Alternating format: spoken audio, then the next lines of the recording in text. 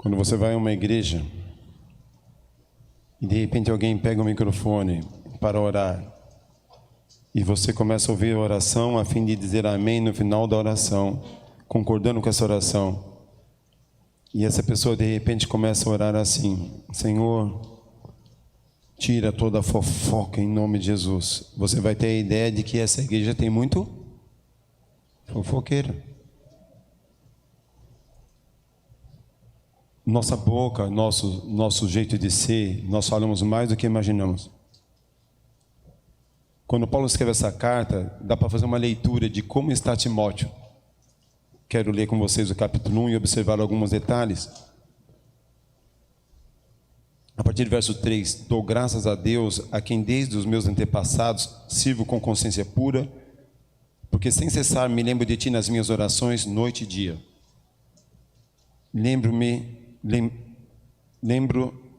Lembrado das tuas lágrimas, estou ansioso por ver-te, para que eu transborde de alegria, pela recordação que guardo da tua fé sem fingimento. Ele sinaliza aí um outro tipo de fé, uma fé com fingimento. Ele não aponta de quem, mas olha, ele está, o coração de Paulo falando, né? Pela recordação que guardo da tua fé sem fingimento. Então, existe em algum lugar uma fé com fingimento. Paulo não aponta quem é. A mesma que primeiramente habitou em tua Volode, em tua mãe Eunice, estou certo de que também em ti. Esse estou certo não dá uma convicção. Estou certo que ela habita em ti. Ele não fala, tenho certeza que habita em ti. Paulo está falando mais do que imagina. Por esta razão, pois, te admoesto que reavives o dom de Deus. Então, Paulo está falando que existe um dom de Deus que está em você, que está morto. Por esta razão, admoesto que reavives o dom de Deus, que há em ti pela imposição das minhas mãos. A imposição das minhas mãos seria pelo meu acompanhamento, pelo tempo que eu investi na sua vida. Porque Deus não nos tem dado espírito de covardia, mas de poder, de amor e de moderação. É como se ele estivesse classificando o espírito que Timóteo está vivendo agora. Deus não nos tem, Timóteo, Deus não nos tem dado um espírito de covardia, mas de poder, de amor e de moderação. Ele mais enfático no verso 8, ele fala, Timóteo, não te envergonhes, não tenha vergonha. Ele fala, reaviva o dom que há em ti, desperta, não te envergonhas. Ele fala no meio da sua conversa que existe um espírito de covardia. Portanto, do testemunho do nosso Senhor, nem do seu encarcerado que sou eu. Pelo contrário, participa comigo dos sofrimentos a favor do Evangelho, segundo o poder de Deus, que nos salvou e nos chamou com santa vocação, não segundo as nossas obras, mas conforme a sua própria determinação e graça, que nos foi dado em Cristo Jesus antes dos tempos eternos, e manifesta agora pelo aparecimento do nosso Senhor Jesus Cristo, Cristo Jesus, o qual não só destruiu a morte, como trouxe luz à vida e à mortalidade mediante o Evangelho, para o qual eu fui designado pregador, apóstolo e mestre. Por isso estou sofrendo estas coisas, todavia não me envergonho, porque sei em quem tenho crido, estou certo de que Ele é poderoso para guardar o meu tesouro até aquele dia. Vamos talvez cantar o refrão do 377 do cantor cristão já. Também o padrão das sãs palavras que de mim ouvistes com fé e com amor, que está em Cristo Jesus. Guarda o bom depósito mediante o Espírito Santo que habita em nós. Está ciente de que todos da Ásia me abandonaram, dentre eles cito Figelo e Hermógenes. Conceda ao Senhor misericórdia à casa de Onesíforo, porque muitas vezes me deu ânimo e o Onesífero nunca se envergonhou das minhas cadeias. Timóteo, o Onesífero nunca se envergonhou das minhas cadeias. Não te envergonhes de mim, Paulo, eu preso. Parecia que Timóteo estava vivendo uma espécie de rejeição, de vergonha. Mas vamos ler mais uns 5 versos somente. Antes, tendo ele, o Onesífero, chegado a Roma, me procurou solicitamente até me encontrar. O Senhor conceda naquele dia achar misericórdia da parte do Senhor. E tu sabes melhor do que eu quanto serviço me prestou ele em Éfeso. Quem prestou serviço? O Onesífero. Tu, pois, filho meu, fortifica-te. Então ele devia estar fraco. Olha o que Paulo está falando. A ideia do verso. Tu, pois, filho meu, fortifica-te na graça que está em Cristo Jesus. E o que da minha parte ouvistes através de muitas testemunhas, isto mesmo transmite a homens fiéis e também idôneos para instruir os outros. Participa do meu sofrimento como bom soldado de Cristo. Ele está sugerindo, Timóteo, participa do meu sofrimento. Vamos orar. Pai, tem misericórdia de nós. Dá-nos entendimento na Tua palavra, Deus. Ajuda-nos, ó Pai. Santifica-nos, Senhor. Glorifica o Teu nome nesse momento à disposição da Tua palavra. Alimenta, edificando assim a Tua igreja, eu te peço em nome de Jesus. Amém. Amém. Quando você vai pesquisar, nos dá a ideia de que nós falamos um pouquinho domingo passado. Paulo está preso agora em Roma, a segunda prisão dele, e preso por questões políticas. Nos dá uma ideia tremenda, e dá uma dupla ideia, e se você vai pesquisar, você vai encontrar essas ideias por aí, de que Timóteo ou está acovardado, ou está com a fé abatida, por isso que ele fala, reavivas o dom de Deus que é em ti. E cheguei ao cúmulo de ouvir, conversando com David Martin, falando que pela primeira vez na vida que Timóteo estava afastado mesmo, como se tivesse desviado, ou tivesse em pecado. Então agora Paulo está para morrer, nós conversamos um pouco isso a semana toda, e ele está batalhando para levantar alguém para o suceder. São conjecturas, né? Essa questão dele está afastado, mas olha o apelo de Paulo. Olha, estou certo que essa fé que existiu na tua avó e na tua mãe também existe em você. Paulo vai trabalhando, não te envergonhas do preso que sou eu. Participa do meu sofrimento. Paulo está chamando Timóteo para perto de si, porque Paulo vê em Timóteo uma grande possibilidade de ser um grande líder. Mas entre tantas coisas que ele vai colocando aqui, ele fala de dois que o abandonaram. Ele fala que a Ásia toda o abandonou. Toda a Ásia, e toda a Ásia naquela época, aqui não é o continente todo, mas a região que ele atua, a parte da Ásia que estava ali, as províncias romanas, todos o abandonaram, os irmãos em Cristo abandonaram, entre eles Fígelo e Hermógenes. Mas ele cita o Onesífero.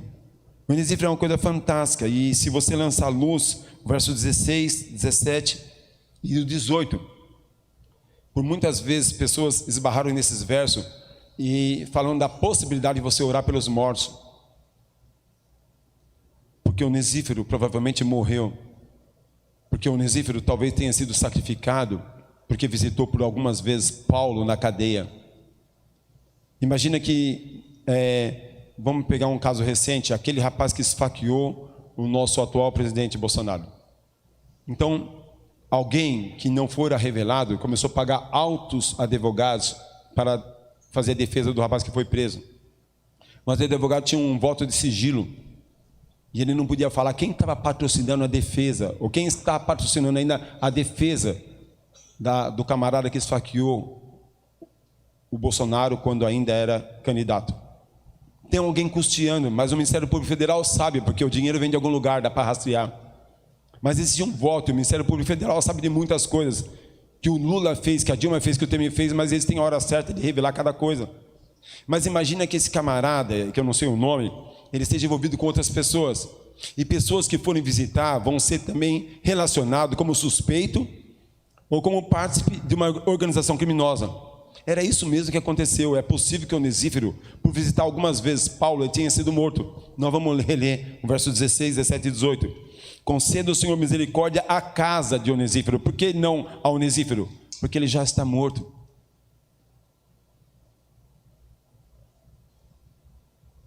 Porque muitas vezes me deu ânimo e nunca se envergonhou das minhas algemas. Ô Timóteo, vem ter comigo depressa. Enquanto você está com medo de anunciar a tua fé, enquanto você está com medo de declarar o cristão que você é, Onesífero não se envergonhou das minhas algemas. Portanto, eu oro para que Deus tenha misericórdia da sua família, da sua casa. Antes, tendo o Onesífero chegado a Roma, me procurou, chegado a Roma, solicitamente até me encontrar. Então Paulo foi abandonado por todos, por quê? Porque era um risco estar perto de Paulo, porque quem procurou Paulo foi morto.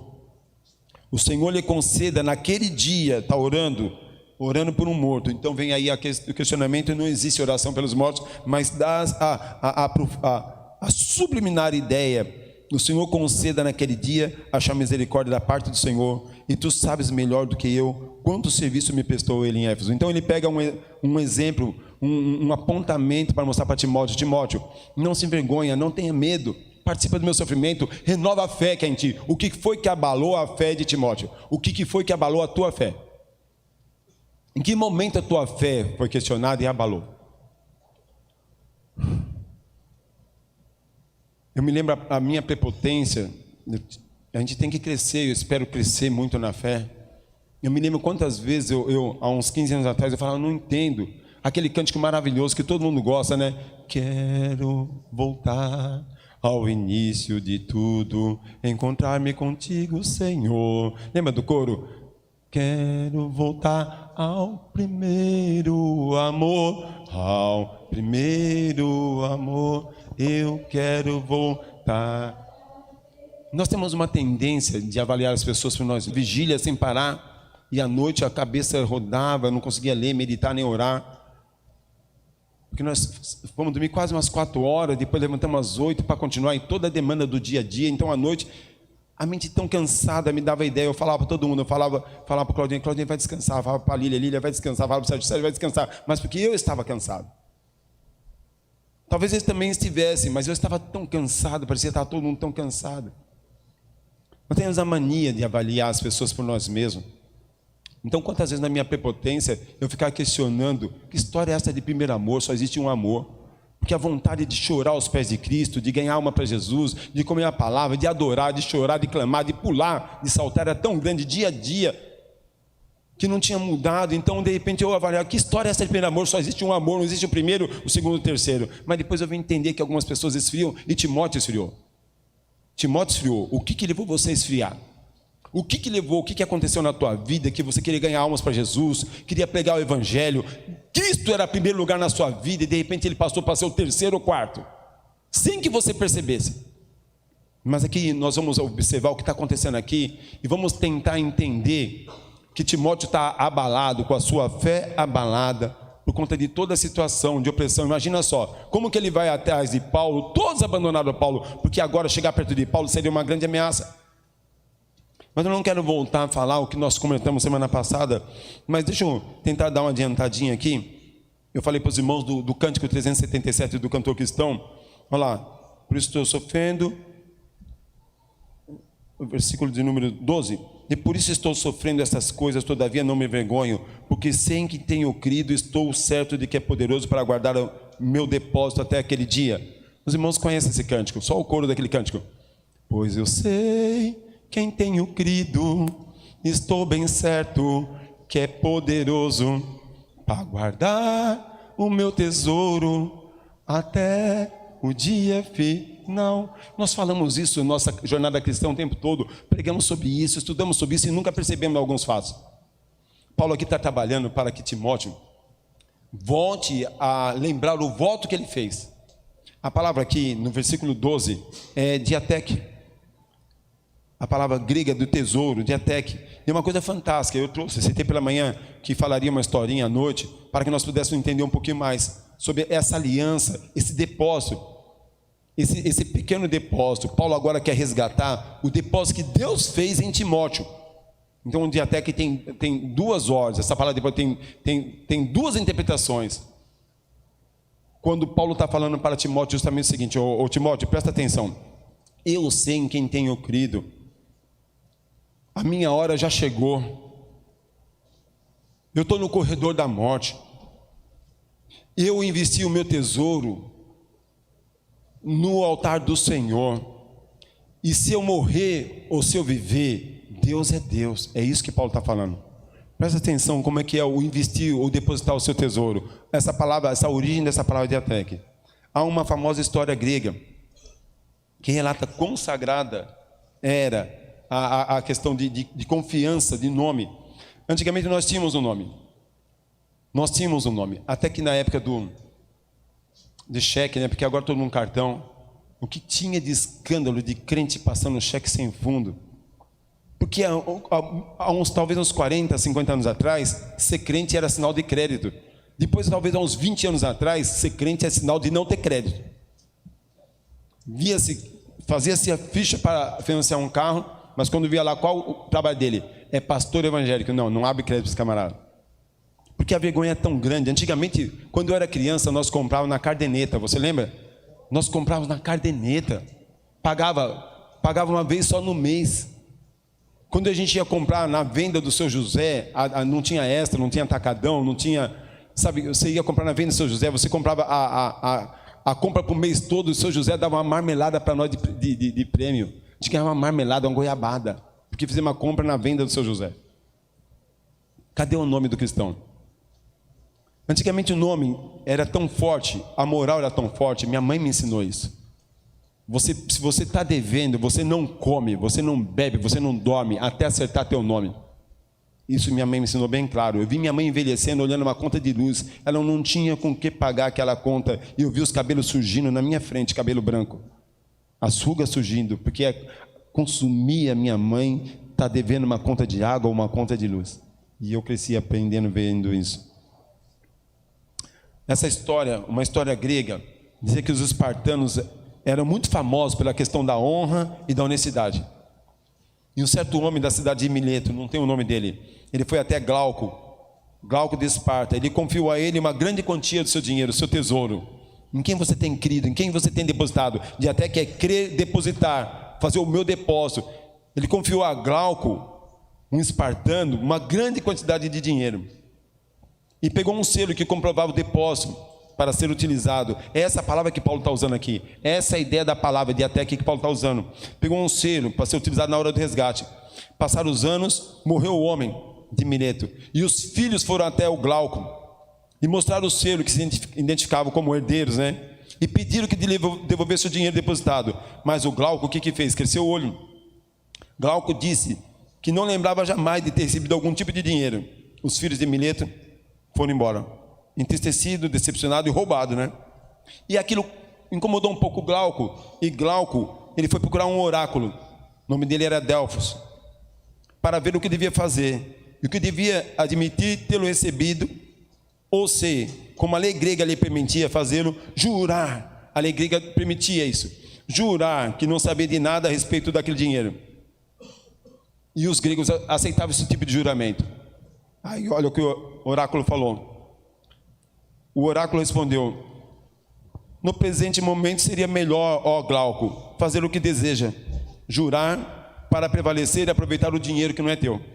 Jura então. A morte e o destino, até daqueles que juraram falsamente, existe até para aqueles que juraram falsamente. A morte é o destino, até daqueles que juraram falsamente. Não, aí já começou, né? Não obstante, o Deus do juramento, de letra minúscula, né? O Deus do juramento tem um filho que não tem nome, não tem pé e não tem mão. De força poderosa chega a vingança e some na destruição a todos que pertencem à raça ou cada homem que cometeu perjúrio, ó Glauco. Então o oráculo falou: olha, presta atenção, o Deus do falso juramento tem filhos que não tem nome, não tem pé, não tem mão. A morte vem para todos. Se você quer ficar com esse dinheiro, fica, né? Mas o homem que mantém seu juramento deixa detrás deles uma florescente descendência. Glauco compreendeu. O oráculo estava dizendo que se desejava um lucro momentâneo, devia pegar o depósito, pagar o depósito. Mas tal negócio, inevitavelmente, lhe traria perdição eterna. Pegar o depósito, né? Glauco rogou ao oráculo que perdoasse sua pergunta. Mas a resposta foi que ter tentado ao Deus era tão mal como ter cometido o fato. Ter o desejo de ficar com dinheiro que não era dele era tão mal, tão condenatório, do que ter ficado com dinheiro. Aqui nós falamos um pouquinho de manhã. Desejar uma mulher que não é tua é tão mal quanto você possuir a mulher que não é tua. Era essa palavra que Paulo está falando sobre depósito. Então ele vai definir essa palavra de até que justamente dessa maneira. Glauco, nesse mundo, não tem um único descendente, não se conhece nenhuma família dele, sua raiz e seus ramos foram tirados de Esparta. É bom, então, quando se realizar uma promessa, nem sequer duvidar em pensamentos a respeito do seu descumprimento. Para os gregos, algo confiado, um depósito, uma paratec, não é diatec, paratec, era algo completamente sagrado. Eu trouxe aqui 2 votos de curiosidade. 2 votos de curiosidade. Um voto aqui de um advogado. O advogado, quando se forma, ele vai lá, promete exercer a advocacia com dignidade e independência, observar a ética, os deveres e prerrogativas profissionais e defender a Constituição, ordem jurídica do Estado democrático, os direitos humanos, a justiça social, a boa aplicação às leis, a rápida administração da justiça e o aperfeiçoamento da cultura e das instituições jurídicas. Quando Timóteo estava com medo do que poderia lhe acontecer, pelo fato dele possivelmente visitar Paulo, poderia ter sido morto como Onesíforo, Paulo está confortando o coração dele e fala assim: eu sei em quem tenho crido, estou bem certo que é poderoso para guardar o meu tesouro. Paulo está falando assim: eu depositei o meu tesouro nas mãos do Senhor Deus, não foi na mão do espartano. E ele é fiel para cumprir. Eu viva ou eu morra, Deus vai cuidar de mim, ó Timóteo, entenda isso. Eu estou certo onde eu depositei o meu tesouro. E quando você está certo onde você depositou a tua vida e o teu tesouro, independente do que aconteça, você vai estar bem. Você já viu vídeos, ultimamente morrendo muitos cristãos pelo Estado Islâmico? Você já viu muitos vídeos? Você já viu algum deles chorando, esperneando? Eu já vi no matadouro, vídeos de matadouro. A vaca no corredor do matadouro, ela quer voltar de ré, mas a vaca não sabe dar ré. E o corredor é assim, então ela quer torcer, ela não consegue sair, ela tem que tomar uma martelada na cabeça. Já vi cabrito gritando para não morrer. Já vi galinha, já vi porco. Mas você já viu o cristão sendo morto? Ele vai. Quantos vídeos nós já vimos nos últimos 2, 3 anos? Porque eles sabem que tem crido. Independente se viver ou morrer, ó Timóteo, eu sei aonde eu depositei o meu tesouro. O que está abalando a tua fé, Timóteo? Seja firme disso, Timóteo. Eu trouxe um outro voto, um outro pacto de médicos. Como membro da profissão médica, prometo solenemente consagrar a minha vida ao serviço da humanidade, a saúde e o bem-estar do meu doente. Respeitarei a autonomia e a dignidade do meu doente. Guardarei o máximo respeito pela vida humana. Não permitirei que considerações sobre idade, doença ou deficiência, crença religiosa, origem étnica, sexo, nacionalidade, filiação política, raça, orientação sexual, estatuto social ou qualquer outro fator se interponham entre meu dever e o meu doente. Olha o compromisso dele, o voto. Exercerei a minha profissão com consciência e dignidade. Formatarei a honra e as nobres tradições da profissão médica. Guardarei respeito e gratidão aos meus mestres. Eu estou encurtando aqui, tá? Partilharei os meus conhecimentos médicos. Cuidarei da minha saúde, bem-estar e capacidade para preservar cuidado com maior qualidade. Não usarei os meus conhecimentos médicos para violar direitos humanos e liberdades civis, mesmo sob ameaça. Faço essa promessa solenemente e livremente sob palavra de honra. Honra. Só que o que é mais interessante aqui é que esta palavra, paratec, depósito, em quem você tem depositado, Paulo depositou, Paulo fez uma paratec para com Deus. Paulo confiou a sua vida em Deus, certo de que na hora certa ele tem um selo do Espírito, ele tem um selo do Espírito, ele vai receber de Deus. Ele sabe que ele depositou a vida dele em Deus e vai vir. Então ele está animando Timóteo: Timóteo, participa comigo dos meus sofrimentos, deposita no Senhor a tua confiança. Só que de maneira muito bacana, muito interessante, tem uma outra aplicação. Deus também tem um paratec para com nós, e é isso que Paulo fala para Timóteo, no verso seguinte. Ele fala, verso 12: por isso estou sofrendo estas coisas, todavia não me envergonho, porque sei em quem tenho crido e estou certo de que é poderoso para guardar o meu depósito até aquele dia. Paulo, eu não estou um pouco preocupado, não estou preocupado, me traz minha capa, me traz meus pergaminhos, eu gostaria muito de te ver, eu vou me alegrar com você, estou com saudade de você, você tem que reanimar a tua fé, fica tranquilo para comigo, porque eu sei que tenho crido, eu fiz o meu depósito na conta do Senhor, Ele é meu reto e justo juiz. Ele fala lá no capítulo 4, agora pois está reservada para mim a coroa da justiça, e para todos aqueles que amaram a sua vinda. Ele está tranquilo. Você já viu alguém chorando, algum cristão que confiou de fato o seu depósito na mão do Senhor, chorando porque vai morrer? É essa firmeza, essa convicção que Paulo tinha. Mas só esse mesmo paratec, Deus também investiu, fez um depósito na vida de Paulo. e na vida de Timóteo. E o versículo seguinte: mantenha o padrão das palavras que de mim ouvis, com fé, com amor, que está em Cristo Jesus. Dá nesse verso aqui fazer um pacto. Eu também fui pesquisar também. Eu procurei o pacto do cristão. Cristão não jura, cristão não tem juramento. Por que não tem juramento? Porque entende que já está inserido. Não é porque está lá, não jureis, não. Porque Deus entende que já está inserido no cristão um novo caráter, uma nova criatura. É como diz, não tem que falar de dízimo para quem é crente. O crente que entende sua responsabilidade, ele sabe que tem que participar daquilo que ele vai alcançar. É obrigação do cristão ter honra, ter caráter, porque ele é a imagem de Deus, ele reflete o caráter de Deus. Não tem que falar, você tem que ter honra, não tem que ensinar. É claro que tem que ter todo um discipulado, um doutrinamento. Por quê? Porque tem pessoas que estão se convertendo agora, não têm entendimento ainda, e não tiveram referência em casa, e nunca tiveram uma referência. A referência que nós temos no mundo é totalmente corrompida. Eu cresci sem pai e sem mãe. Eu me lembro que na primeira empresa que eu trabalhei, eu tinha 13 anos, naquela época eu podia trabalhar registrado, com 13 anos, não era menor aprendiz.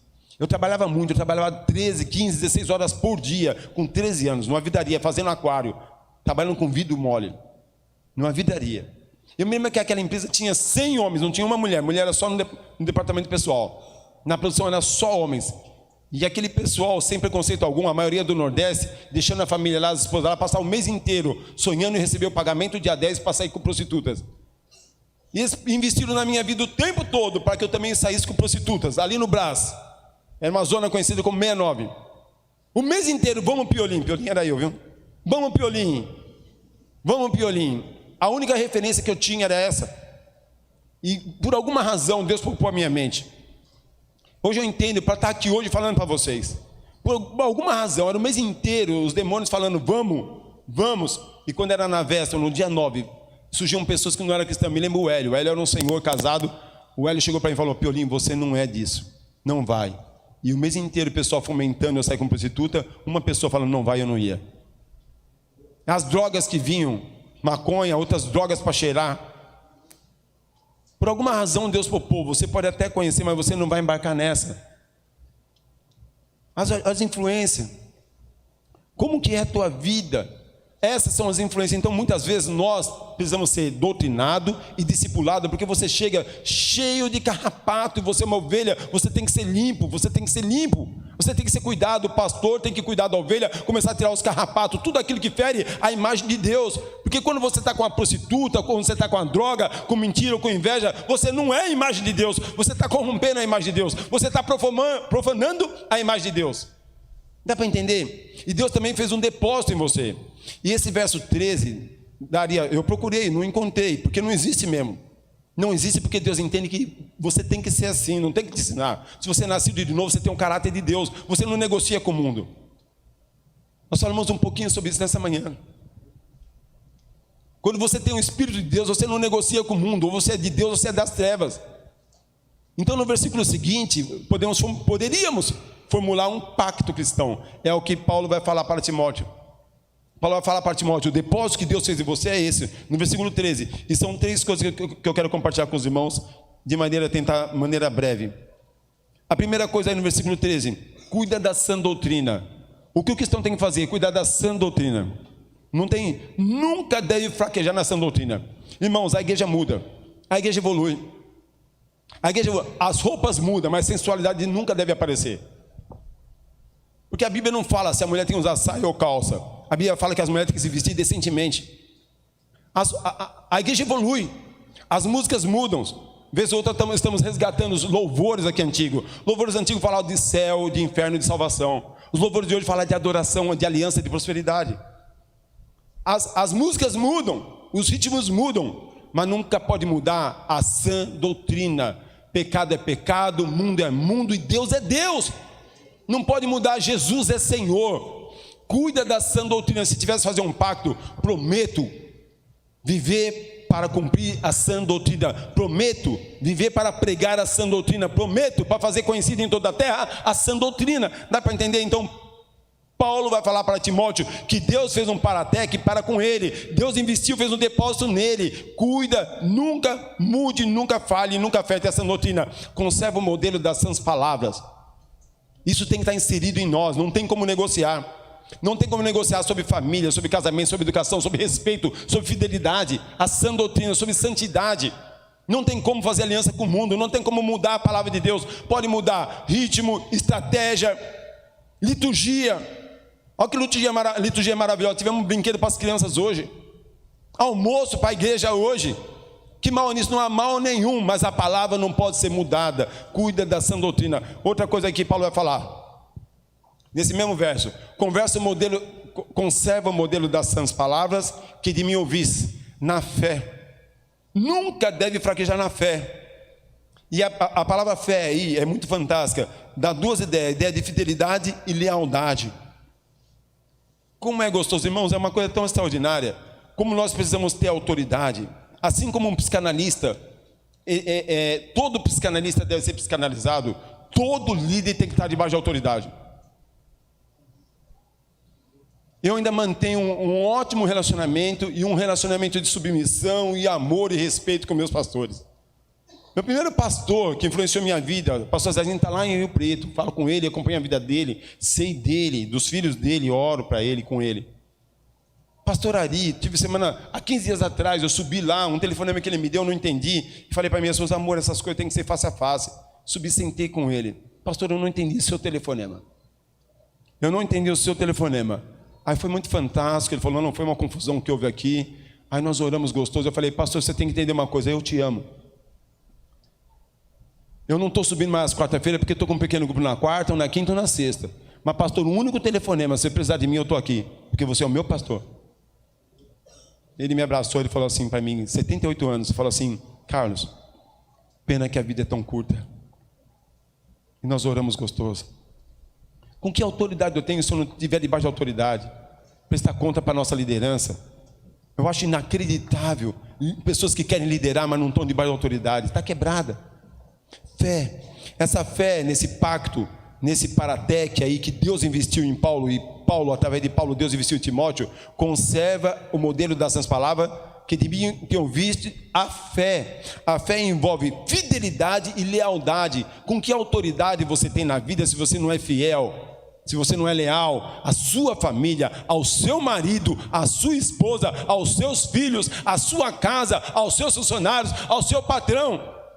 Como cristão, ainda que você ganhe um salário mínimo, você concordou no salário mínimo, você tem que ser o melhor funcionário. Seja o melhor. Seja o melhor. Se você não está contente com salário mínimo, sai, seja honesto, sai, fica duro em casa, desempregado, passando dificuldade, mas não seja cafajeste, mau caráter na empresa. Seja luz, seja o melhor. Seja o melhor. Pague as contas. Ah, mas se eu pagar as contas, eu não vou comer. Pague as contas. Deus vai cuidar de você, deposita, o teu depósito está no Senhor. Tenha caráter. Essa fé desse pacto que possivelmente Deus está escrevendo na vida de Timóteo, ela está relacionada à fé e lealdade, ser leal. O líder cristão deve ser sempre fiel e leal a Cristo. Mas a fé também encerra outra ideia de esperança. É muito gostoso. O cristão nunca deve perder a esperança em Deus. Essa fé, eu tenho esperança de que eu vou casar, eu tenho esperança que a porta vai abrir, eu tenho esperança que eu vou ganhar, eu tenho esperança que as coisas vão acontecer. Nunca deve cair num pessimismo causando desânimo. Nunca. Esta fé que Paulo está ministrando a Timóteo é justamente: seja leal, seja fiel e tenha esperança. Isso é um pacto. Timóteo estava desanimado. Fica tranquilo, seja fiel, Timóteo. Seja leal, Timóteo, e creia, Timóteo, tenha perseverança, tenha esperança, Timóteo. Por que você se deixa se abater? Porque eu, o teu líder, teu discipulador, fui preso? Eu sei em que tenho crido. Se eu viver, aleluia. Se eu morrer, glória a Deus. Os teus valores estão trocados, Timóteo. Aonde foi que a tua fé foi abalada? Então, se estivesse fazendo um pacto, prometo cumprir a palavra de Deus e nunca negociar os seus princípios. Prometo exercer minha fé com lealdade, com fidelidade e com esperança, que aquilo que eu estou aguardando no Senhor, se é para a glória de Deus, eu vou receber em nome de Jesus. E no pacto, nesse pacto ainda, a última coisa que nós podemos alinhar, o seu amor nunca deve fraquejar. Olha aí, na fé e no amor que há em Cristo Jesus. Esse amor é muito gostoso. Isso tem que estar na pele do cristão. Eu quero ler para os irmãos, tem que estar na pele do cristão. Amar os homens é vê-los como Deus os vê. Nós trabalhamos tanto isso nos últimos 2 meses, se você percebeu. Desde aquela pregação de João capítulo 8, como é que os escribas e fariseus olharam aquela mulher prostituta? E como foi que Jesus a olhou? Como que os escribas e fariseus olharam aquele povo no espaço dos gentios? Nós falamos sobre isso também, em João capítulo 2. E como foi que Jesus os olhou? Jesus derrubou a mesa dos cambistas, dos mais ricos, mas quando chegou na mesa dos cambistas, dos mais pobres, ele não derrubou, ele falou. Aquele que vendia pardalzinho, rolinha, pombinha, ele chegou e negociou. Ele falou assim: minha casa será chamada casa de oração. Como foi que Jesus olhava o pecador como a ovelha frita e exausta, como que não tem pastor? Como que os escribas olham o pecador? Ô seu nojento, você não devia estar aqui. Como que você olha o amor? Então, se tivéssemos que formular aqui um paratec, uma confissão, um juramento do cristão, estaria, ou provavelmente Deus estava fazendo isso por intermédio de Paulo na vida de Timóteo: não pode furar a sã doutrina, não pode esbarrar na fé, negociar a fé, e nunca pode faltar o amor. Esse amor é enfrentar a amargura com perdão. Sabe a pessoa que veio e te pisou, que te humilha? Gente, é fantástico. Eu acho que Deus me preparou lá atrás. Deixa eu contar uma coisa que eu contei para o Isaac. O Isaac está muito pertinho de mim ultimamente. Contei para o Isaac agora há pouco. Isaac, aconteceu uma situação hoje que foi muito gostosa, pastorear o coração da pessoa. A pessoa chega pesada e solta o problema no mundo em cima do outro. E esse outro era eu. E eu amei essa pessoa. Aí, para ilustrar isso para o Isaac, eu contei um fato muito interessante.